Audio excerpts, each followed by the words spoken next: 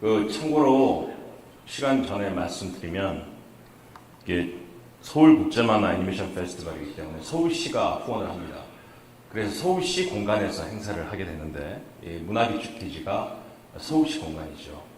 여러분 아시다시피 문화비축기지는 와서 보시면 희한하게 이 깡통처럼 만들어진 공간들이 한 대여섯 개가 있는 산속에 있는 원래 공간입니다. 이 공간은 1970년대 우리나라 석유가 만약에 아랍의 전쟁이 나거나 태평양 대서양에서 전쟁이 나서 석유가 나는 국가로부터 우리나라가 석유를 수급받지 못할 때를 대비해서 전 국민이 쓸 수 있는 최소한의 석유를 비축하던 기지입니다. 여기가. 그래서 지금 여러분이 앉아계신 이 공간이 석유로 가득 차 있던 공간이라고 생각하시면 됩니다. 이 석유로 가득 찬 공간에 탱크가 대여섯 개가 있는데요.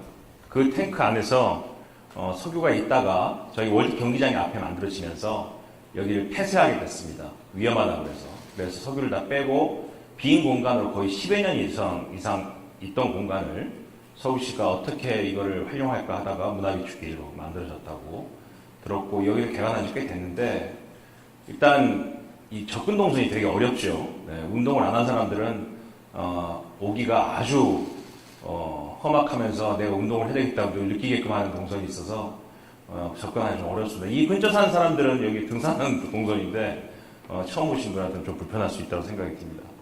자, 준비됐으니까 강의 시작하겠습니다.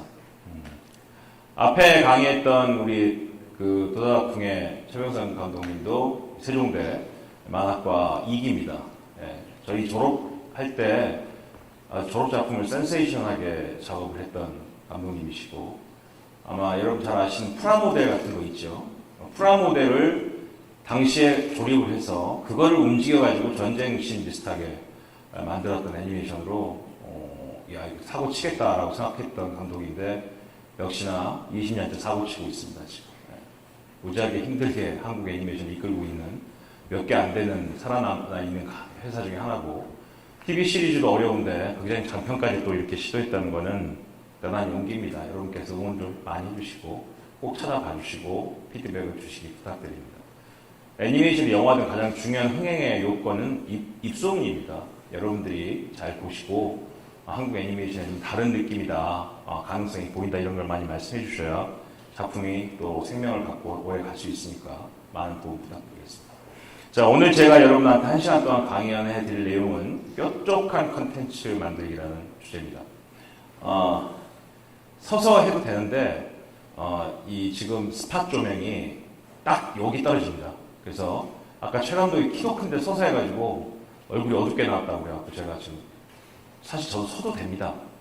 저 서도 스팟을 맞을 정도의 사이즈가 돼서 쓸 수 있는데 쓰면 너무 또 모양이 안 나오니까 그냥 앉아서 하도록 하겠습니다. 이 뾰족한 컨텐츠라고 여러분 이제 드시면 이게 무슨 얘기일까라고 생각이 드실 겁니다. 근데 웹툰이나 애니메이션을 만들 때 우리가 제일 중요하게 생각해야 되는 게 창의적 발상이죠. 그 다음에 이야기의 차별성입니다.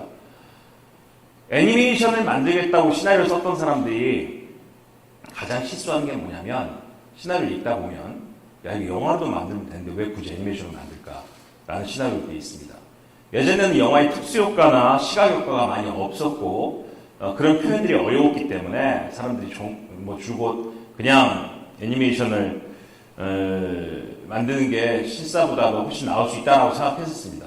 근데 지금은 시각효과나 특수효과의 기술이 워낙 발달해서 웬만한 특수효과나 시각효과는 다 3D로 만들 수 있습니다. 그래서 사실은 3D 애니메이션이 실사 영화를 보완해주는 역할을 하기 때문에 우리가 흔히 아는 SF나 스펙터클이나 스피디한 영상들은 또 파괴적이고 대단히 공간 이동하는 이런 영상들은 전부 다 실사 영화 대체가 됩니다. 그래서 애니메이션만이 나타낼 수 있는 시나리오를 어떻게 할 것이냐, 그게 사실 지금의 관건입니다. 근데 지금 이 어려운 팬데믹 상황에서 픽사나 디즈니는 여전히 애니메이션을 극장에서 개봉하고 있습니다. 그리고 여러분도 아다시피 지금 스파이더맨도 곧 개봉을 하고, 이런 것들을 마블도 개봉하는 이유가 여러분들 11월 달에 디즈니 플러스가 국내에 이제 런칭을 시작합니다.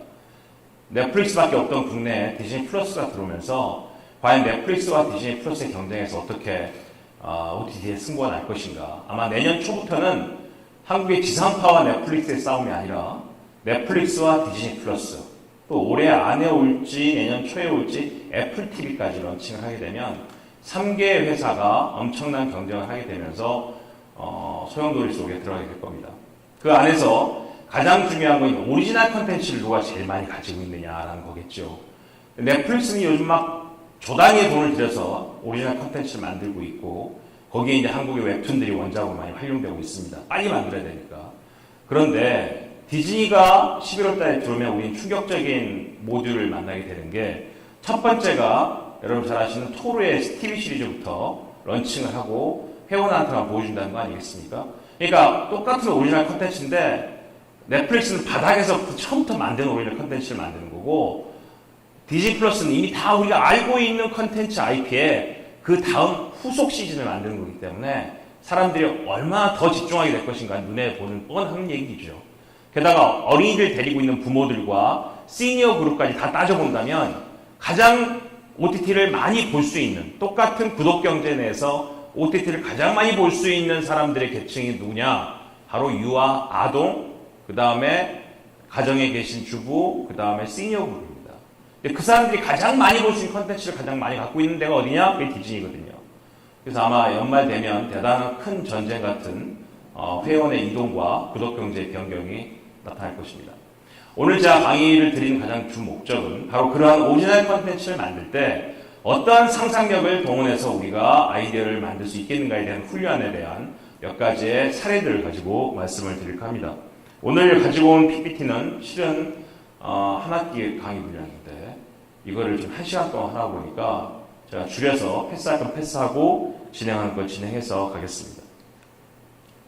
우리가 그런 얘기를 많이 합니다. 인류의 미래를 걱정한다면 어린아이를 자주 한번 안아줘봐라. 이게 어떤 의미냐면, 어린아이를 이렇게 안아보면 아이가 심장이 콩닥콩닥콩닥 뜁니다. 마치 강아지, 고양이다. 그렇죠. 우리가 그 집에 있는 아이를 이렇게 안아보면 그 아이의 심장 소리에 막연한 책임감이 듭니다. 부모가 아니더라도 그렇습니다. 그건 뭐냐면 그 살아 숨쉬는 아이가 커서 살아갈 다음 세대에 대한 책임을 어른들이 느끼게 되기 때문입니다. 다시 말하면 우리가 진짜 미래를 걱정한다면 그런 심장 소리를 몸으로 느껴본 다음에 자신의 책임들을 공감할 수 있을 것이다 라는 의미에서 말씀을 드렸고요. 우리가 지금 이 상상력과 크리에이티브를 고민할 때 가장 지금 시점에서 판단해야 될 중요한 두 가지 개념이 싱귤레러티라고 불리우는 특이점의 개념과 그 다음에 임계치, 크리티컬 매스라고 불리우는 임계점의 개념을 이해하셔야 됩니다. 요게 이제 우리가 말하는 조작격정의로 사전에 여러분이 공감해야 될 개념이 여기서부터 출발합니다. 싱귤레러티라는 거는 인공지능이 사람이 이해할 수 있는, 인공지능이 나보다 훨씬 더 진화해서 나를 넘어섰구나 라고 사람들이 뒤늦게 깨닫는 지점이 특이점입니다. 이게 싱귤레러티라는 점이고요. 지금 옆에 있는 바둑 기보가 보이시죠? 이게 지금 이세돌 구단이 세 번째 질 때 기보입니다. 한참 바둑을 두다가 32수가 됐는데 알파고가 이상한 데 둔 거예요. 너무너무 이상한데. 그러니까 그 중계하던 기사가 알파고가 오류가 난 것 같습니다. 왜 저기다 두죠? 저건 정말 말이 안 되는데요. 그러니까 또 진짜 이세돌 구단도 본인도 너무 놀래서 한참 동안 고민합니다. 저게 무슨 의미일까? 그래도 아무도 다 무시하고 그냥 두기 시작했습니다. 결국 125수 만에 이세돌 구단이 졌다라고 돌을 던졌는데, 이렇게 지고 나면 바둑은 항상 기보를 정리하죠. 1수부터 다시 도 봅니다. 내가 어디서부터 졌나?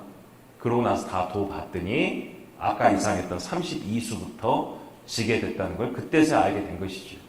우리가 이렇게 당시에는 몰랐다가 시간이 지난 다음에 인공지능이 나를 넘어섰구나 라고 알게 되는 지점을 우리가 싱귤레러티 특이점이라고 얘기를 합니다.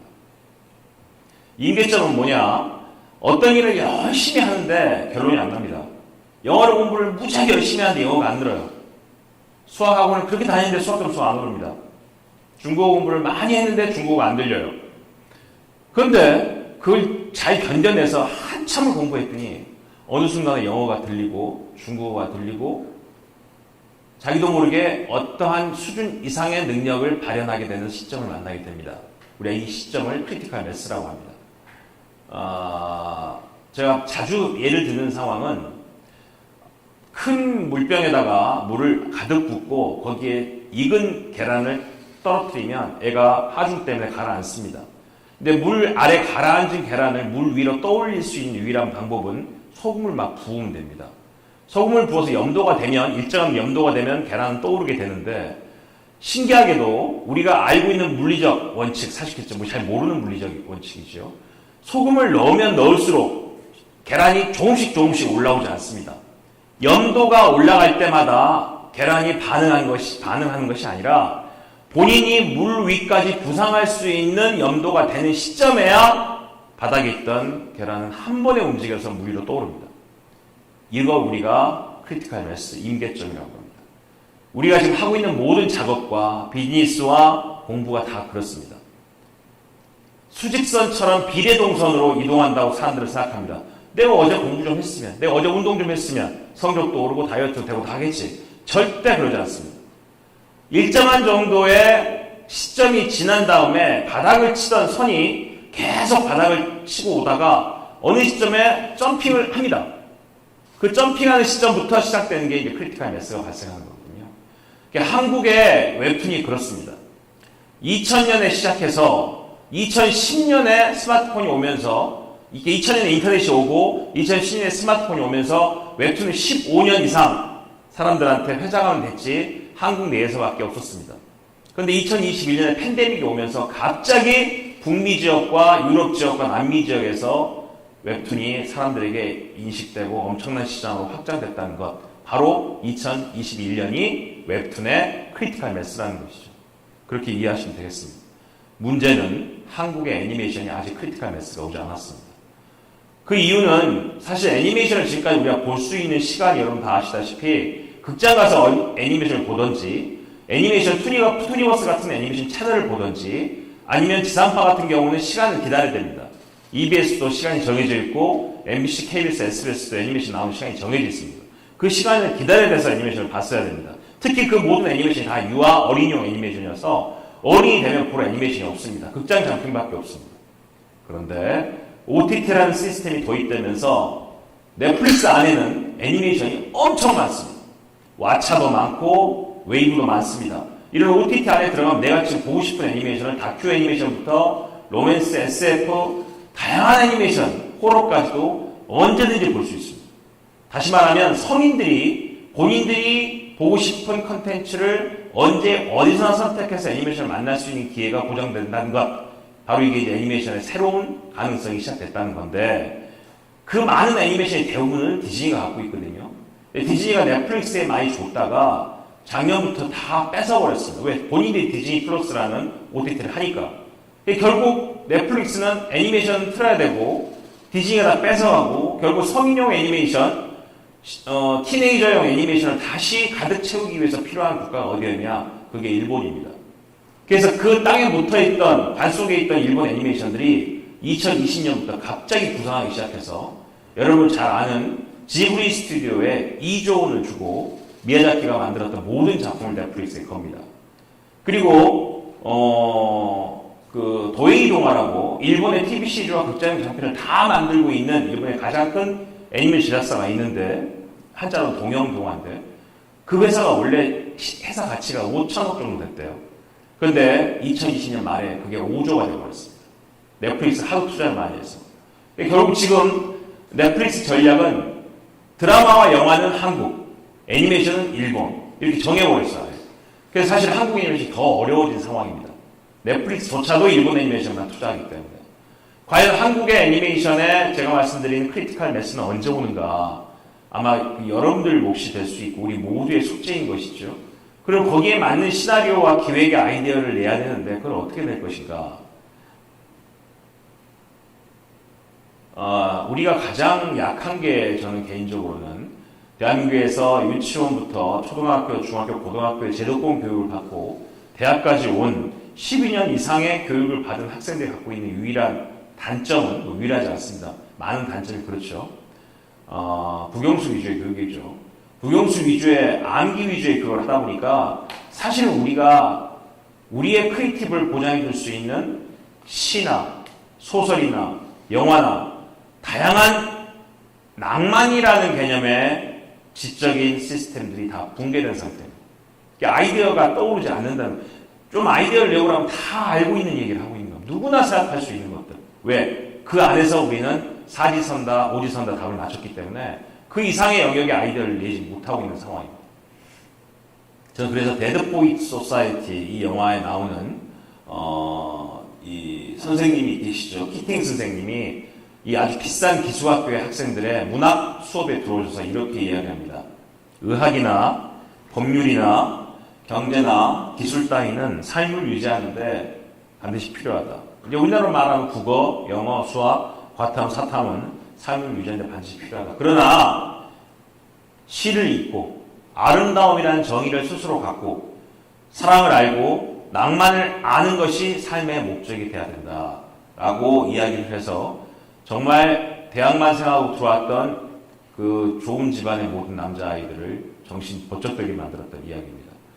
결국 우리가 인문학에 대한 공부, 시나 소설이나 영화나 기본적인 상상을 도와줄 수 있는 데이터가 우리 스스로에게 너무나 부족하다. 그래서 제가 몇 가지 책을 오늘 오신 분들한테 소개를 해드릴까 합니다. 이게 이제 레오 리온이라는 아주 유명한 그림책 작가입니다. 그가 만든 그림책이 프레드릭이라는 그림책입니다. 이게 이제 여기 나오는 들쥐, 저기 보이는 이 들쥐 이름이 프레드릭인데, 원래 이분은 그림책 작가가 아니라 디자이너였습니다. 50대에 손자를 만나게 되는데 손자 손녀에게 자기의 이야기를 하다가 그림책을 읽어주면서 자기가 할아버지로 이야기를 하다 보니까 너무 이야기가 재미가 없더래요. 그래서 내가 그림책을 만들어보자라고 그림책을 50대 이후에 만들기 시작해서 세계적인 그림책 작가가 되신 분입니다. 그 대표적인 작품, 해외 상을 많이 받은 그림책이 프레드릭이라는 책입니다. 서점에 있습니다. 서서 읽어보시면 2분이면 다 읽습니다. 그러나 그렇기 때문에 이게 비닐로 똥똥 동여매 있어서 읽을 수가 없습니다. 그래서 사도 제가 볼 때 두고두고 읽을 만한 책입니다. 몇 페이지 되지도 않는데 내용은 뭐 여기서 제가 다 얘기하면 여러분이 안 살 것 같으니까 조금만 말씀드리면 예술이 왜 중요한가라는 이야기입니다. 이 프레드릭이라는 글씨가 우리에게 예술의 의미를 정확히 알려주는 그런 이야기가 이 글씨에 담겨져 있고요. 저는 그래서 지금 우리가 애니메이션을 만드는 이 과정에서 내년부터 2022년 이후부터 본격적으로 도입될 인공지능 시스템의 다양한 소프트웨어와 제작 시스템이 과연 우리에게 어떠한 영향을 줄 수 있을 것인가, 그리고 또 우리가 어떻게 그걸 이용할 수 있을 것인가에 대한 이야기를 함께 하려고 합니다. 되게 인공지능이라는 얘기가 나오면 상상력 속에서 인간과 인공지능이 경쟁을 하면 다 우리가 질 것이다 라고 이야기하는데, 어떤 분들은 인공지능에 대한 질문을 하면서 그런 얘기합니다. 인공지능과 인공지능의 싸움은 누가 이겨요? 마치 알파고와 알파고가 서로 바둑두면 누가 이겨요? 뭐 이런 질문을 하는 분들은 대단히 이해를 못하고 있는 부분입니다. 왜냐하면 지금 우리가 이렇게 강의장에 같이 앉아서 저 강의 여러분 듣고 있는 여러분 이 시간에도 알파고는 자기들끼리 바둑두고 있습니다. 끊임없이 자기들끼리 경쟁하고 하면서 자기들은 진화하고 있는 거죠. 우리가 그걸 딥러닝이나 머신러닝이라고 하는 이유가 바로 그런 겁니다. 스스로 진화하고 있는 겁니다. 그래서 어떻게 그들을 이길 것인가? 그들의 방식으로 우리가 딥러닝, 머신러닝을 이길 수 있는 방법은 없습니다. 그 이유는 그들이 딥러닝, 머신러닝을 하는 빅데이터는 다 우리가 만들어주는 거예요. 우리가 다 스마트폰이나 인터넷에서 다 우리가 만들어준 빅데이터를 이용해서 그들은 우리를 잘 알기 때문에 우리를 극복할 수 있는 거거든요. 그럼 우리가 하지 않았던 일을 갑자기 누군가 만들어내면 인공지능은 못 따라오겠죠. 예전에 회화가 중세 이후에 르네상스를 넘어서면서 그림을 너무너무 잘 그리기 시작하니까 리얼리즘이라는 사실주의 화풍이 나왔습니다.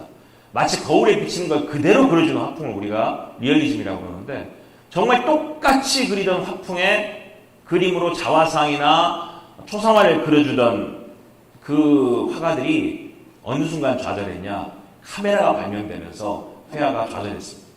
와, 아무리 똑같이 그려도 카메라는 못 이기거든요. 카메라가 나오면서 사실주의는 없어졌습니다.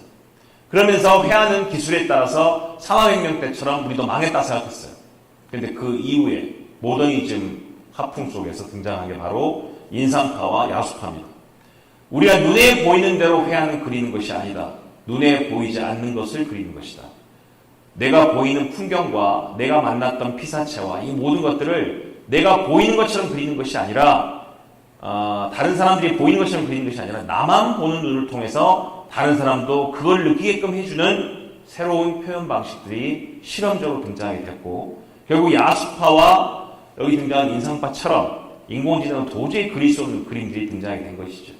지금 인공지능은 어떤 기능을 가지고 있느냐. 여기 있는 반 고우나 쉐라나 앙리 마티스 같은 그림체를 본인들이 빅데이터로 연구를 해서 지금 우리가 사진을 갖다 주면 그 사진에 있는 배경을 고우식으로 그려냅니다. 인공지능은. 왜? 그 데이터를 갖고 딥러닝을 하는 것이죠. 이런 것들이 지금까지는 진행이 되어 왔고요. 제가 뾰족한 컨텐츠라고 얘기하는 것들은 모든 사람들이 좋아하는 컨텐츠를 만드는 얘기를 하는 것이 아닙니다. 미국에서 헐리우드 여배우 중에 A타입, B타입이 있는데 A타입은 10대부터 60대까지 모든 사람들이 좋아하는 여배우가 한 명 있습니다. B타입은 그렇게 안티가 많아. 안티가 많은 대신에 진짜 팬들도 많아요. 그래서 30대와 50대가 진짜 좋아하는데 10대는 너무 싫어하는 그런 여배우가 있습니다. 그런데 이 두 여배우의 타입을 우리가 쭉 보다가 결국 유료 결제를 통해서 그 여배우들이 출연한 컨텐츠의 매출 수익을 비교해 봤더니 A가 거의 없습니다. 전부 다 B가 A를 이긴다는 거예요. 다시 말하면 뭐냐? 모두가 좋아하는 컨텐츠의 배우는 사람들이 좋아할 뿐 내 돈을 지불할 정도의 충성도를 보이지 않습니다. 그런데 안티와 정말 진한 팬이 있는, 팬덤이 있는 여배우는 팬들이 돈을 내고 그걸 구매합니다. 제가 말하는 뾰족한 컨텐츠는 유료 결제까지도 가능하면서 그 자기가 좋아하는 배우나 컨텐츠에 과감하게 투자할 수 있는 팬덤이 있는 컨텐츠를 뾰족한 컨텐츠로 하는 겁니다. 사실 우리가 해야 될 게 그런 컨텐츠거든요. 막연히 다 좋아하는 컨텐츠가 아니라 진짜 좋아하는 찐팬이 있는 컨텐츠를 어떻게 만들 것이냐. 그게 바로 이제 우리가 말하는 도시어부 같은 겁니다. 원래 이 도시어부는 보시면 아시겠지만 매일 고기 잡습니다. 똑같습니다. 시작하는 게 바다 나가는 장면 시작해서 마지막은 그냥 잡은 고기가 헤쳐먹는 그림으로 끝납니다. 이게 시즌이 지금 3까지 갔나? 가고 시즌 3까지 왔어요. 넷플릭스가 시즌 2부터는 투자를 했고 정말 어이없을 정도로 매번 똑같은 포맷입니다. 어떤 날은 1시간 반 동안 고기 한 마리 못 잡는 날도 있습니다. 그런데 사람들이 그거 다 봅니다. 넉넉고. 원래 이런 포맷이 원래 있었습니다. 여기 FTV라는 낚시 채널에도 있었고 월간 낚시라는 이런 잡지에도 계속 나왔던 이야기입니다. 그때 인기가 없다가 갑자기 연예인들이 본격적으로 등장하면서 서사를 만드니까 사람들을 끌어들이고 엄청난 시청률을 만들게 되면서 지금은 전 세계 사람들이 한국 사람들 낚시하는 걸 봅니다. 넷플릭스로. 말도 안 되는 이야기죠. 근데 이것 때문에 이 세종대 관광연구소에서 조사한 자료를 보니까 한국 사람들의 취미 1등이 이제 등산이 아니라 낚시로 바뀌었답니다. 그래서 지금 근해 서해와 남해 근해 어장에는 어부들이 잡을 고기가 없다라고 합니다. 이 사람들이 다 나가서 좋은 장비로 어군 탐지기 다 잡는 바람에 결국은 지금 원양어선밖에 고기를 못 잡는다 뭐 이런 농담도 있을 정도로 이런 뾰족한 컨텐츠가 가지고 있는 경제 효과와 방송계의 탈환은 앞으로도 많이 있을 것 같은 생각이 듭니다. 또 하나 2020년에 텀블벅이 큰 사고 친 게 하나 있죠. 달빛 천사라는 일본 애니메이션이 있었습니다.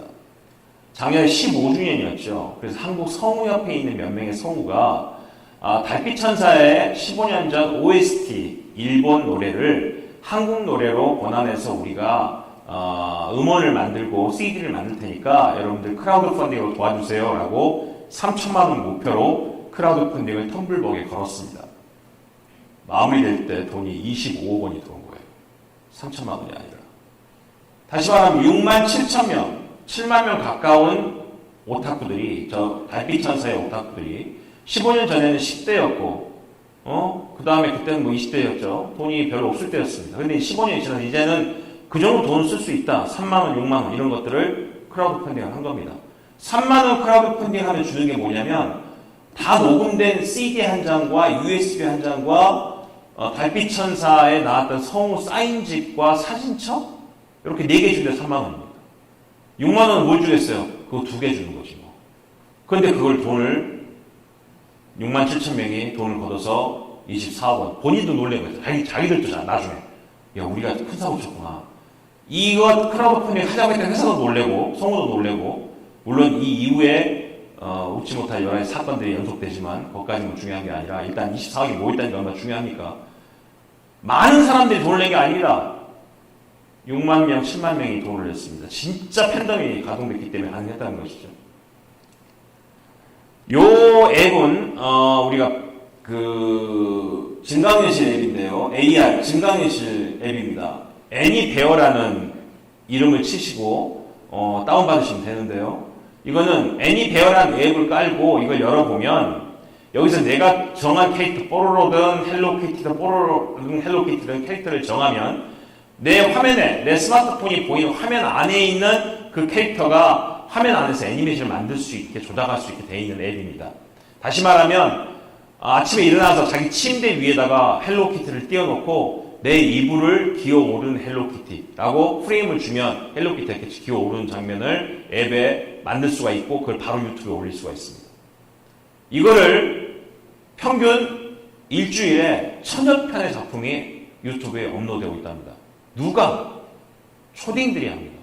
초딩 1, 2학년들이 밤에 잠자기 전에 혼자 이불 속에서 지가 좋아하는 캐릭터 해가지고 자기 책상 밑에 기어가게 하기, 책상 밑에 다리 막 등산하기, 뭐 이런 걸로 애니메이션을 10초, 20초에 넣어서 올린다는 거예요.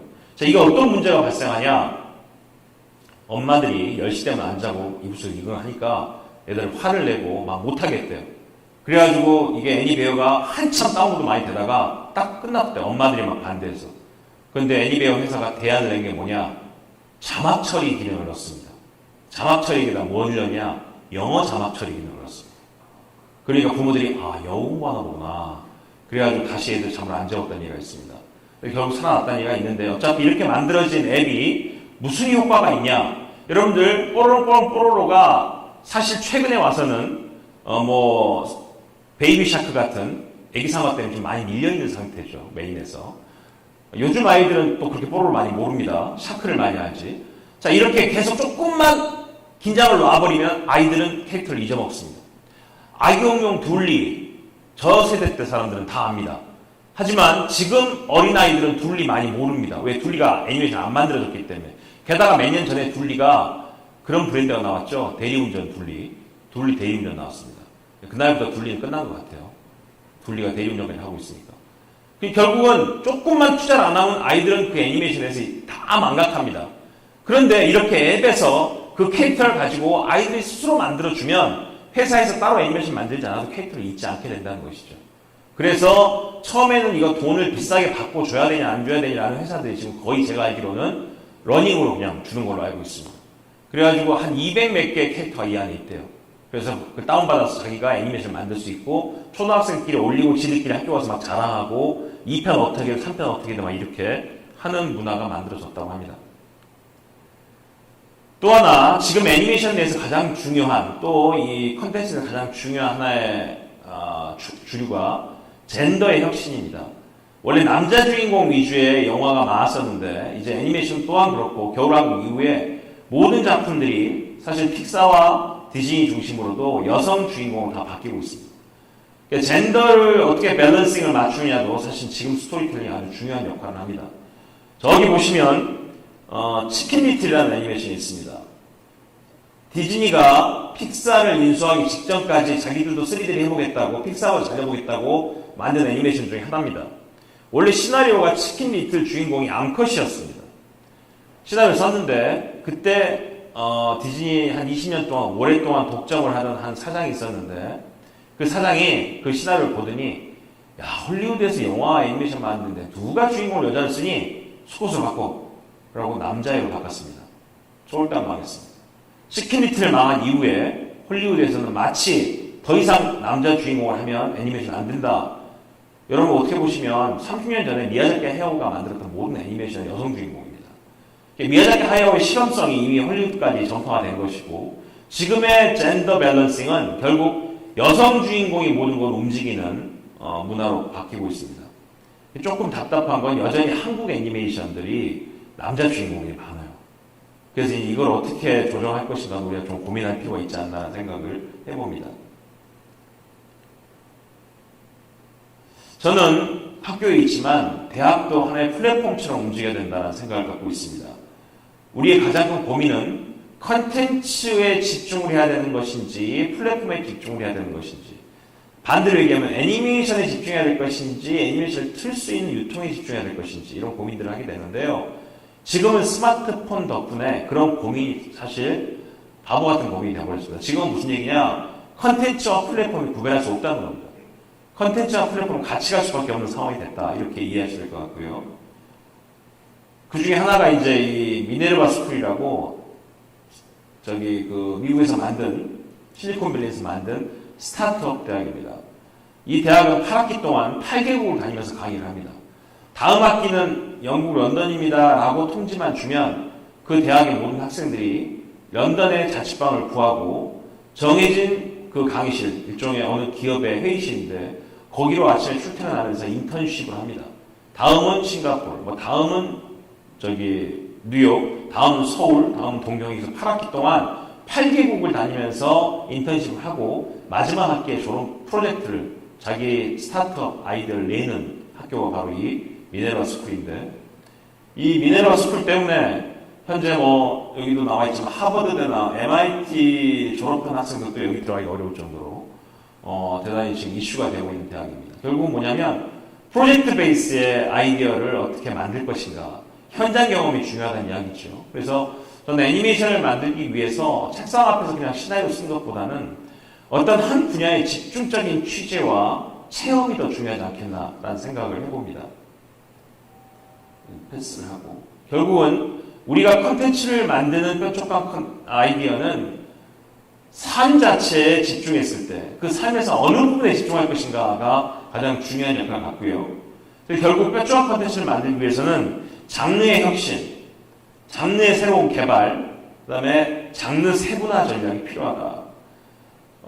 사실 이야기를 만들 때 그 이야기의 유형을 우리 구분하고 시작하는데, 지금 한국의 모든 유아물들이 가지고 있는 한계가 변신물, 놀이, 그 다음에 로맨스 판타지 같은 웹소설이나 웹툰의 장르가 너무 많습니다. 계속 그런 것만 나오고 있잖아요. 근데 여기서 한 가지 힌트를 드리면, 중국이 웹툰을 알기 시작했습니다. 근데 중국이 웹소설도 알기 시작했습니다. 중국의 지금 웹소설 플랫폼에 업로드 돼 있는 웹소설 분량이 2,600만 개 IP가 된답니다. 그러니까 그중 2,600개가 아니라 2,600만 개입니다. 공 3개가 더 붙어요. 중국은 항상 공이 3개가 더 붙으니까. 2,600만 개 IP가 붙는데 그 IP의 모든 이야기가 다 로맨스래. 왜냐하면 사회주의 국가이기 때문에 호러도 못해요. 걔들은. 귀신 나오면 안 돼. 왜? 공항보다 더 센 존재가 있으면 안 된대요. SF도 못해. 히어로도 못해. 결국은 이데올로기도 못하죠. 그래서 결국 할 수 있는 게 로맨스밖에 없습니다. 로맨스가 2천만 개가 넘어요. 여러분 아셨던 철인 왕후라는 드라마 있죠? 그것도 중국 웹소설입니다. 결국 이제 한국의 드라마가 중국 웹소설 원작을 사옵니다. 그 정도로 장르에 대한 투자가 우리보다 훨씬 더 집중되어 있는 게 중국입니다. 그렇다면 우리는 우리 나름대로의 장르를 개발하고 하나의 장르 내에서 시장 세분화를 해야지만 된다. 시장 세분화를 한다는 것은 뾰족한 컨텐츠에 맞는 뾰족한 소구 대상, 그러니까 오디언스를 정확히 파악한 다음에 그 소구 대상에 맞는 서사와 장르를 내야 되는 거죠. 요즘 아이들이 좋아하는 그 공포 애니메이션 있죠? 신비 아파트라는 게 있습니다. 투니버스가 만든 한국 애니메이션. 저는 신비 아파트가 꽤 오래 전에 시나리오로 저한테 한번 왔습니다. 나도 눈이 없는 거죠. 그때 저는 그 시나리오 보고 어이가 없어가지고, 아니 무슨 초등학교 아이들이 폐허가 다 된 오랜 아파트에 사는 귀신들하고 이야기를 좋아하겠냐. 이거 말도 안 되지 애들이. 라고 저는 얘기했습니다. 그런데 몇 년 지나고 보니까 지금 아이들은 그렇게 무서운 걸 좋아한다네. 가만히 생각해봤더니 저도 옛날에 전설의 고향 많이 봤습니다. 이불 속에서 숨어서. 아 그렇겠구나. 아이들이 항상 밝고 아름답고 액티브한 애니메이션만 좋아하는 게 아니라 너무너무 무섭고 막 숨고 싶고 한데 이불 뒤집어서 눈만 내면 볼 수 있는 그런 공포 애니메이션을 좋아한다는 거죠. 그러니까 장르가 사실 우리가 실험을 안 해봐서 모르는 거지, 새로운 장르적 시도가 실험적으로 날 수 있는 뾰족한 그 영역이 있다는 겁니다. 그런 것들을 우리가 어떻게 발굴할 것인가. 요거는 이제 그동안 나왔던 컨텐츠들이 만들어진 장소가 관광단지가 된 걸 정리해 본 겁니다. 결국은 우리가 어떤 지역에 대해서 애니메이션을 만들 때 장르를 먼저 선정하는 것도 중요하지만 살아있는 배경, 진짜 있는 배경에 대한 투자가 같이 가야 되겠다라는 생각이 듭니다. 이게 지금 남이섬입니다. 남이섬에서 찍었던 겨울연가 가을동화 이야기인데 여기에 중국이나 동남아시아 관광객들이 몰려든 이유는 그 드라마에 나왔던 그 장면에 그 시간대 내가 거기 서 있고 싶은 겁니다. 마치 그 신화 속에 그 판타지 속에 자기 자신을 넣고 싶은 것이죠. 너의 이름은이라는 일본의 애니메이션 신카이 마코토 애니메이션에 보면 현지의 일본의 그 촬영 장소가 있습니다. 배경으로 사진 찍고 그 그림 그렸던 장소. 그 장소에서 본인 사진 찍기가 아주 유행한 적이 있습니다. 그러니까 애니메이션 또한 불특정 지역을 디자인할 것이 아니라 진짜 있는 지역의 아름다움을 어떻게 할 것인가에 대한 고민이 필요할 것 같다는 생각이 들어서 가지고 왔고요. 여수 밤바다, 저 어제 여수 출장 갔다 왔는데 이 여수 밤바다라는 노래가 있습니다. 저는 되게 불만이 많습니다. 제 고향이 목포인데 목포도 밤바다 있습니다. 인천도 밤바다가 있고 부산도 밤바다가 있습니다. 여수 밤바다 가서 보시면 되게 답답합니다. 한국 앞에 섬이 많아가지고 답답합니다. 그런데 노래가 여수 밤바다가 히트를 치니까 한국의 모든 바다는 다 여수 밤바다예요. 그냥 여수 밤바다 앞에 가보시면 지금 한 2km 정도 그 포차거리가 생겨가지고 뭐 여수 사막인가 말도 안 되는 음식이 나와서 막 엄청난 사람들이 밤바다 먹습니다. 노래는 밤새 여수 밤바다만 틀어놨어요. 그러니까 음악이 가지고 있는 스타덤이 있다는 것이죠. 근데 여러분들이 반드시 명심해야 될 게 애니메이션은요 실사보다도 OST가 진짜 중요합니다. 왜? 잊지도 않은 공간과 잊지도 않은 서사를 우리가 만들어내서 사람들 믿게 하려면 실사보다도 훨씬 더 입체적이고 투자가 된 음악을 틀어줘야 됩니다. 디즈니가 처음 백설공주를 1937년에 만들 때 욕심을 너무 낸 거예요. 왜? 보세요. 디즈니가 백설공주를 1937년 12월 24일 날 개봉해서 대박이 나고 디즈니라는 회사가 시작했는데 1937년은 대공황 말기입니다. 미국의 실업률이 40%까지 올라가고 나라가 다 망해가고 있었어요. 유럽이라는 판매처가 세계 전쟁을 하면서 물건 살 돈이 없으니까 미국에 있는 모든 공장들이 다 문 닫고 폐업하는 바람에 사람들이 다 일자리를 잃었단 말이죠. 극장에서 누가 영화 봅니까? 돈이 없는데. 그런데 디즈니가 갑자기 어른들만 가는 극장에 어린이용을 처음으로 건 게 백설공주입니다. 지금으로 따지면 미친 짓이죠. 있는 극장도 사람들이 안 가는데 왜 또 어린이용을 한 번도 극장 애들 데리고 온 적이 없어요. 왜 어린이용 컨텐츠가 없었으니까 당시. 근데 백설공주라는 독일의 그림 형제가 만든 성인 동화를 아주 이쁘게 바꿔서 각색을 해서 거기에 뮤지컬 음악 같은 엄청난 오케스트라 실황 중계 음악을 넣어서 입체감 있는 빵빵한 애니메이션을 만듭니다. 그러니 돈이 얼마나 많이 들었겠어요. 당시에 디즈니가 자기 집 팔고 땅 팔고 나중에는 돈이 없어서 자기 친척들 돈 다 끌어오고 마지막에 자기 종신보험이라는 게 있습니다. 여러분 죽으면 나오는 보험 있죠. 그 돈도 해약하고 해서 만든 게 백설공주입니다. 근데 사람들이 극장에 아이들을 데리고 옵니다. 누가 데리고 올까요? 돈이 많은 사람들이 원래 자기는 그냥 올 수 있었던 사람들이 이제 아이도 데리고 극장에 오는 거죠. 부모님까지. 결국은 어른들 한 명만 올 수 있는 극장이라는 한계를 무릅쓰고 가족이 올 수 있게끔 만들었는데 결국 가족이 올 수 있다는 사람들은 돈 있는 사람들 온다는 거예요. 일자 있는 사람들은. 그래서 결국 극장에 각 차게 해서 대박을 내서 헐리우드 1위 제작사가 된 게 바로 백설공주였다. 그렇습니다. 결국 뭐냐면 음악이 얼마나 중요한 것인가. 그래서 디즈니가 1937년에 성공하고 나서 1940년에 만든 애니메이션이 판타지아입니다. 우리가 이런 음악으로 이런 뮤직비디오로 우리가 성공한 회사다. 그리고는 계속 성공을 해서 2000년에 판타지아 2000을 또 발표하죠. 그것 또한 교향곡을 배경으로 한 클래식 뮤직비디오입니다. 음악을 투자할 수 있는 것, 결국 음악이라는 게 애니메이션 서사에 가장 중요하다. 무시하면 절대 안 된다. 그냥 어린이용 애니메이션이어서 어린이용 음악 몇 개 만들면 된다. 그게 아닌 것 같습니다. 시간이 벌써 45분이 됩니다. 일단 뺄 건 빼고 하겠습니다. 네. 아까 제가 말씀드린 것처럼 사람들은 정해진 시간 내에서 본인의 기회비용의 가치를 관리하기 위해서 내가 좋아하는 것만 봅니다. 축구 좋아하는 사람들은 축구 채널, 스포츠 채널만 보고요. 영화 좋아하는 사람은 영화 채널만 보죠. 이렇게 정해진 시간 내에 내가 좋아하는 장르를 집중적으로 소비하는 행태를 장르 팔로잉이라고 합니다. 장르 선호 이론인데 이 장르 팔로잉 한다는 것 자체가 바로 제가 말씀드리는 뾰족한 콘텐츠랑 똑같은 이야기입니다. 결국은 장르 실험을 해서 사람들이 집중하게 되면 큐레이션 작업도 훨씬 더 합리화됩니다. 그 사람이 좋아하는 장르만 파악이 되면 끊임없이 유사 장르에 대한 추천을 할 수 있게 되기 때문에 작품을 또 만들 수가 있게 되는 것이죠. 게다가 지금 우리가 갖고 있는 이 경제가 공유 경제입니다. 여러분들 최근에 넷플릭스의 오징어 게임이 인도 빼고 전 세계에서 1등을 했다며요. 인도도 곧 1등을 한답니다. 그럼 우리가 생각하죠. 와, 오징어 게임 대박 났겠다.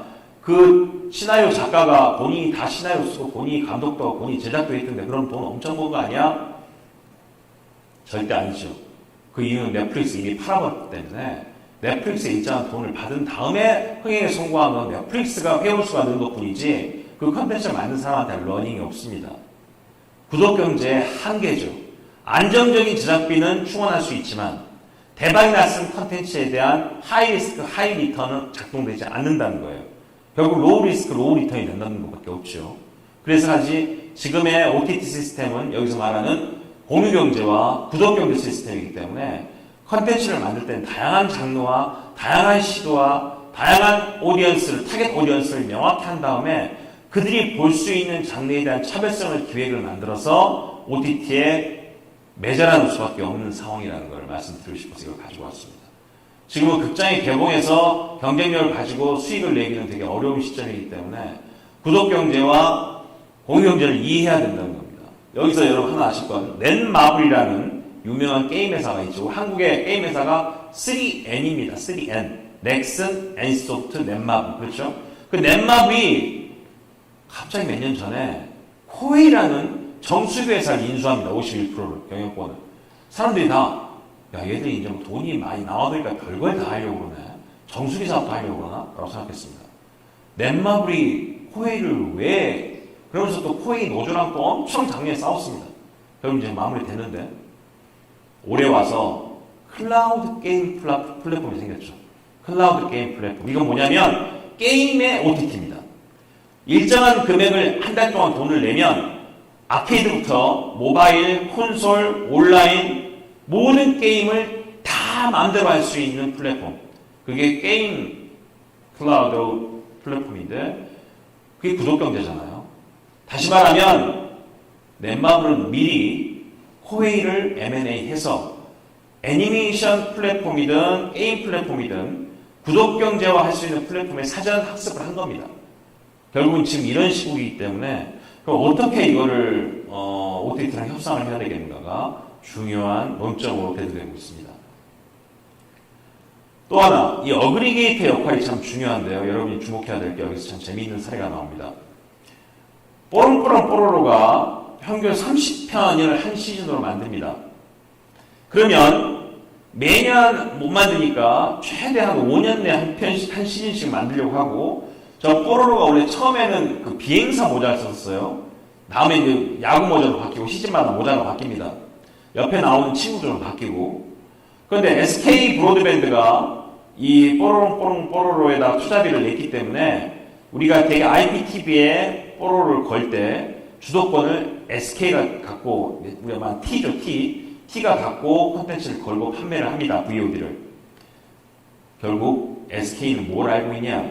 우리나라 사람들이 또 우리나라 엄마 아빠들이 뽀로로를 가장 좋아하는 아이들 대상으로 몇 월 달에 가장 많이 뽀로로를 시청하고 하루 중에 몇 시 때 가장 많이 시청하고 VOD를 언제 가장 많이 구매하고 어느 시즌에 어느 해에 시청률이 갑자기 상승하고 이런 빅데이터를 다 가지고 있습니다. SK.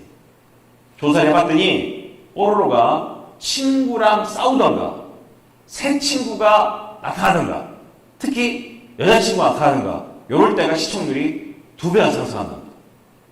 그러면 다음 시즌을 만들 때 시나리오 작가는 매회 친구를 만들어야 되나요? 그러면? 그러진 않겠죠. 하지만 그런 걸 참고할 수 있다는 것이죠. 그래서 결국 이런 데이터베이스가 기획에 도움 줄 수 있다는 것이고 또 하나는 우리가 이제 원판이라고 그러죠. 30부작을 다 만들었어요. 그럼 뽀로로가 다 주인공이잖아요. 근데 뽀로로 안에 크롱이라고 공룡이 있죠. 어떤 아이는 크롱을 더 좋아하는 애가 있어요. 그럼 어떤 아이는 뽀로로 장면 중에 크롱만 나온 걸 막 보고 싶은 애가 있어. 그럼 엄마 아빠는 또 크롱 나온 데만 보여줍니다. 그러니까 뽀로로 만든 아이코닉사 그걸 안 거예요. 아, 그래? 그러면 원판을 그대로 갖고 있으니까 원판에서 크롱 나온 것만 편집합니다. 그래서 뽀로로의 크롱 버전 시리즈를 만드는 거예요. 그러면 원판은 그대로 있는데 30부작에 30편만 있는 게 아니라 뽀로로가 수십 편의 장르가 나올 수 있다는 거죠. 형태가. 크롱 버전, 에디 버전, 누구 버전, 10명이 넘는 이 모든 옆에 있는 서버, 거기 조연 캐릭터들의 주인공이 되는 이야기들이 다 편집해서 나올 수 있어서 그 타겟들이, 다양한 타겟들, 다양한 뾰족한 컨텐츠 팬덤으로 나누어져 있는 아이들이 또 VOD를 산다는 겁니다. 그러니까 집에 뽀롱뽀롱 VOD를 다 사놨어. 율동까지, 음악까지. 동영상까지 다 사놓은 엄마가 또 사요. VOD를. 왜? 애가 크롱을 좋아하니까. 결국 수용자가 또 살 수 있는 상황을 만드는 이런 제도, 이런 전략 우리가 어그리게이터라고 이야기합니다. 하나의 컨텐츠가 만들어지면 그걸 그냥 두고 있는 것이 아니라 그걸 끊임없이 혁신을 해서 더 많은 물량의 컨텐츠로 확산을 시키고 거기에 소비를 만들어내는 방식, 이걸 어그리게이터 전략이라고 그러는데요. 게다가 또 우리가 지금 주목할 건 한국은 이미 이 엔젤 인더스트리라는 시장에 애니메이션이 가능하다는 걸 알았기 때문에 헐리우드와 승부를 내기 위해서 우리 나름대로의 틈새 전략을 바로 이 엔젤 인더스트리에 넣은 거죠. 유아 아동물에. 그런데 미국은 유아 아동물을 잘 만들지 않습니다. 그 이유는 미국이 사친회라는 조직이 있어요. 학부모회죠, 일종의. 엄마들 모임들, 아빠들 모임들. 그 모임들이 유아나 아동용 애니메이션이 나오면 모니터링을 엄청나게 해서 그 모니터링에 나온 음악이 비교육적이다. 색이 비교육적이다. 아이들이 거기 주인공이 들고 나온 총이 너무 폭력적이다. 이렇게 막 여론을 만들어서 한 1, 2회 방영하면 방영 금지 처분을 받기 쉽습니다. 그 리스크가 너무 높아서 헐리우드는 잘 유아물을 안 만든대요. 너무 까탈스러워서. 여러분 최근에 어제도 우리 개막식 날 공연에서 EBS에 나오는 그 똥발반의 이야기 나왔었는데 똥발반의 OST 만든 EBS 애니메이션 제목이 뭐죠? 뭔 도구지? 포텐독이라는 애니메이션이 좀 아주 대박입니다. 그게 이제 우리가 말하는 어린이용이 아니라 일반 가족 다 성인 볼 수 있도록 나온 아주 묘하게 만든 작품인데, 포텐독 때문에 시민단체와 어머니회에서 한동안 EBS랑 엄청 싸웠습니다. 폭력적이고 아이들에게 뭐 왕따를 조장하고, 저한테 EBS가 한번 그 자문해달라고 자주 와서 봤더니 신랄하게 성명서를 냈더라고. 교육 채널인 EBS가 어린이용 애니메이션을 없다이로 만드냐, EBS는 반성하라 뭐 이러고 막 성명서가 나왔는데, 이미 우리나라도 선진국이 되다 보니까 다 따라합니다. 우리도 다른 나라처럼 그런 상황이 나타나고 있는 거예요. 유아 애니메이션에 대해서. 사실 포텐독은 유아는 아니거든요. 거기가 아이들이 본다는 것 뿐이지. 결국 이런 식의 엔젤 인더스트리가 가지고 있는 한계가 지금까지는 한국 사회에서 크게 허들이 없었습니다. 그래서 사실은 지금 앞으로도 애니메이션 틈새 시장은 저는 유아와 시니어라고 생각합니다. 특히 일본 같은 경우는 이 시니어 시장이 미리 발달해서요. 여러분 아시다시피 시마 과장이라는 만화 있죠. 원래 시마로 시작했습니다. 시마가 대기업에 입사해서 제목이 만화가 바뀌어요. 시마, 시마 주인, 시마 과장, 시마 부장, 시마 상무, 시마 전무, 시마 사장. 사장까지 취임했다가 최근에 잘렸습니다. 시마가. 이 시마 과장이라는 이 시리즈와 신의 물방울, 황혼유성은 전부 다 시니어들이 사보는 만화입니다. 50대 이상이. 특히 황혼유성군은 50대 이상의 로맨스 그레이로 가득 차 있는 만화책입니다. 저도 몇 편 봤는데 막 가슴이 울립니다. 세대가 공감할 수 있는 만화책이에요. 결국 뭐냐면 시니어들이 자기 돈을 내고 구입할 수 있는 콘텐츠, 유아를 위해서 엄마 아빠 구입할 수 있는 콘텐츠, 엔젤 인더스트리와 시니어 인더스트리가 어떻게 보면 가장 대표적인 뾰족한 콘텐츠의 대상이다 이렇게 볼 수 있다는 것입니다. 그래서 우리나라는 아직까지 구체적으로 작동되지 않고 있다는 것. 스타워즈라는 회사가 조지 루카스가 만든 회사죠. 그 회사가 결국은 돈이 없어서 마지막에 디즈니에 이번에 팔았죠. 디즈니가 스타워즈를 샀습니다. 원래 스타워즈가 조지 루카스가 스타워즈를 만들려는 루카스사가 루카스 필름이 스스로 경영할 때는 이런 상품들이 안 나왔습니다. 디즈니가 사고 나니까 갑자기 이런 상품들이 나옵니다. 이게 뭡니까? 로봇 청소기예요. 밑에가 토스트기입니다. 빵을 넣으면 스타워즈라고 써진대. 굳이 이렇게 빵에다 스타를 써서 먹어야 될지 모르겠지만 일단 이런 장비를 기계를 만들 수 있는 굿즈 제작 능력, 이게 디즈니의 능력이죠. 아이언맨 스피커가 370만 원이고 백금 건담 2m짜리인데 여기 2억 4천만 원. 세일러문 요술봉이 13만 원짜리입니다. 저런 거를 사서 거실이나 사무실에 놓고자 하는 어른들이 있다는 것이죠. 컨텐츠 업계, 엔터테인먼트 큰 기업의 사장실이 꼭대기층에 있는데 사장 옆에가 저 백금 건담이 있다고 생각해보세요. 가오가 쩔죠. 이게 뭐 이런 것들입니다. 결국 히든트가 가지고 있는 그런 식의 그 수직광에 대한 열정들 이런 것들이 굳이 말을 하지 않더라도 지금 작동되고 있다. 여러분이 스파이더맨 사례를 보시면 애니메이션이 훨씬 영화보다도 생산성이 있고 가능성이 있다고 보여주는 중요한 사례가 있어서 갖고 왔습니다.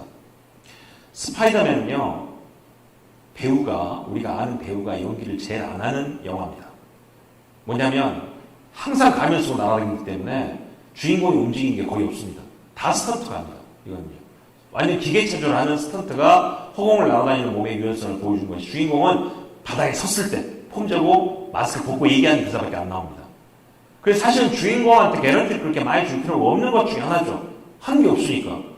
그런데도 이 스파이더맨이 흥행에 성공하면 스파이더맨 1보다 2는 개런티가 몇 배가 뛰죠. 3는 또 뜁니다. 결국 3 정도의 개런티를 주다 보면 스파이더맨을 못 만듭니다. 주인공과 여자친구 돈 주다 보면. 그럼 결국 어떻게 되죠? 주인공을 바꿉니다. 어메이징 스파이더맨. 주인공 다시 바꿔버리죠. 그러면 다시 개런티가 받아치지만 또 2가 성공하니까 결국은 소니가 이 스파이더맨을 마블에서 임대를 받아서 영화를 만들다가 어메이징 스파이더맨 2까지 만들고 포기하고 다시 마블에다가 반납을 합니다. 나 나 애니메이션만 할래. 그래서 애니메이션만 만들어서 아카데미상을 받았고 다시 마블 디즈니가 임대를 돌려받아서 만든 게 홈커밍을 만든 겁니다. 그리고 이때부터 어벤져스의 스파이더맨이 등장이 된 것이죠. 결국 영화는요, 성공하면 성공할수록 개런티 리스크가 너무 높아갑니다. 스타들의 돈이 계속 올라가는데 슈렉이 5탄, 6탄까지 나왔고 여러분들 토이스토리가 4탄까지 나왔습니다. 슈렉이 돈 더 달라고 하나요? 토이스토리에 우디가 돈 더 달라고 안 합니다. 다시 말하면 애니메이션 캐릭터가 가지고 있는 개런티 리스크는 전무합니다. 모두 회사 거죠. 그래서 사실은 헐리우드 모든 회사들이 포트폴리오에 애니메이션을 넣는 겁니다. 이런 정도의 그 스타덤이나 팬덤을 관리할 수 있는 유일한 장르가 애니메이션이다. 그렇게 이해하시면 될 것 같습니다. 그래서 이제 그 애니메이션을 리스크가 없기 때문에 우리가 시나리오를 계속 슈퍼 IP로 늘리기 위해서 필요한 시나리오 전략들입니다. 리부트라는 게 뭐예요? 다시 처음부터 시작하는 거죠. 다시 돌아온 스파이더맨, 돌아온 슈퍼맨, 돌아온 배트맨, 홈커밍한 스파이더맨 이렇게 다시 처음으로 돌아가서 처음부터 다시 시작하는 걸 리부트라고 그러고 아무도 궁금하지 않는데 과거로 돌아가는 프리퀄, 과거로 엑스맨 같이 그 다음에 그대로 다음 연결되는 이야기로 간 게 시퀄 그리고 조연으로 등장했던 주인공이 인기가 더 나아져서 걔가 다시 주인공이 되는 스핀오프 그리고 인기 있는 주인공들을 한 팀으로 만들어서 사람들도 보게 만드는 어벤져스나 저스티스 리그 같은 팀메이커 이제 더 나아가서 악당도 주인공을 만들어버리는 슈퍼 빌런까지 조커를 보시면 원래 배트맨 시리즈의 조커는 진짜 나쁜 놈으로 나오는데 이 슈퍼 빌런의 조커 영화를 보면 그 느낌이 있잖아요. 조커를 만든 건 우리 모두의 잘못이다. 우리 모두 실수한 거다. 사회에 대한 경종을 울리는 영화를 만들었습니다. 결국 이런 식의 새로운 시나리오의 확장력이 IP를 그만큼 확장시키고 있다. 이런 것들을 통해서 애니메이션의 IP, 슈퍼 IP, 뼈조각 콘텐츠는 만들어진다. 그렇게 이해하시면 되겠습니다. 다른 것들은 좀 정리를 하고 이제 마무리를 하겠습니다.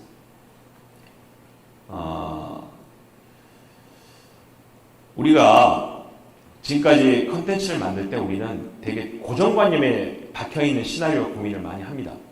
그래서 고정관념이라는 건 뭐냐면 우리가 흔히 지금까지 공부해오고 경험했던 이데올로기에 기반한 고정관념입니다. 예를 들면 이런 거예요. 휴가를 가는데 한국 사람들은 대부분 토요일날 출발하면 토요일 아침 첫 비행기를 탑니다.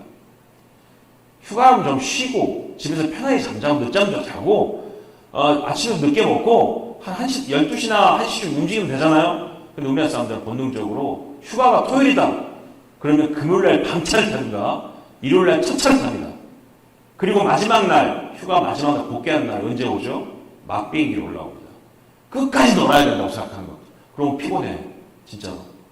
그러니까 본인이 진짜 실용적인 어떤 결론에 도달하는 것이 아니라 그냥 눈에 보이는 것들에 대한 투자를 그만큼 했다는 게 지금까지 우리 나오는 OSMU 같은 전략이었던 거예요. 눈에 보이는 것처럼. 근데 보세요.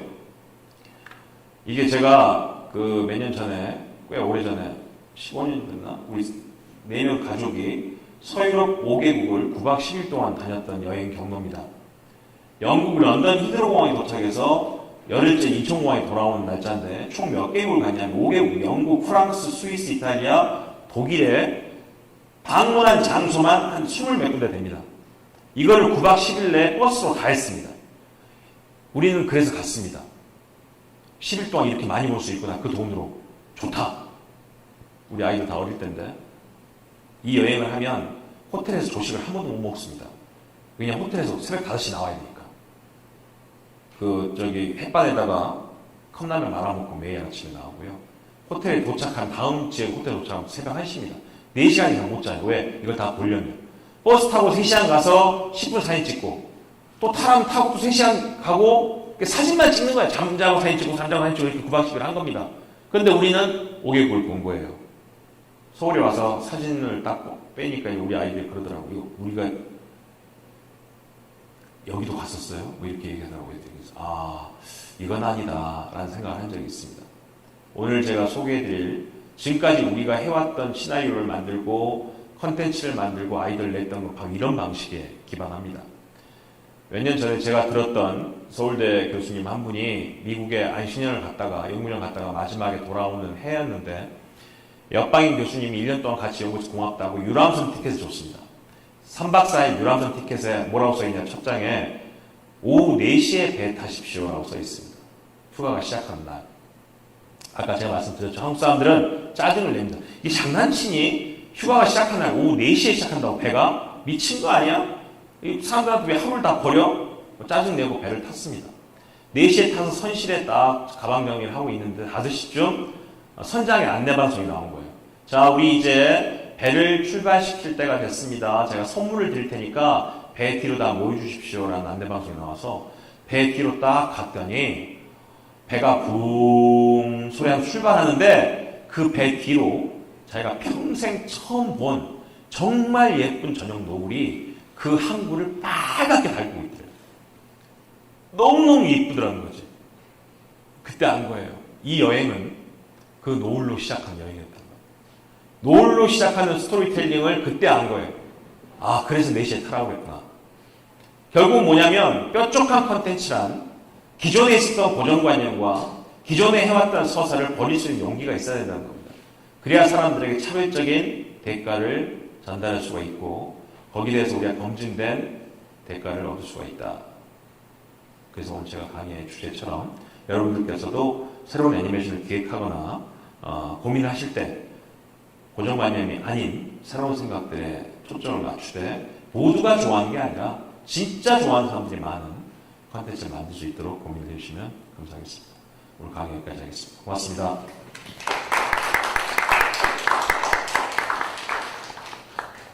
추가로 질문이 있으면 질문하시고요. 네, 마치겠습니다. 감사합니다.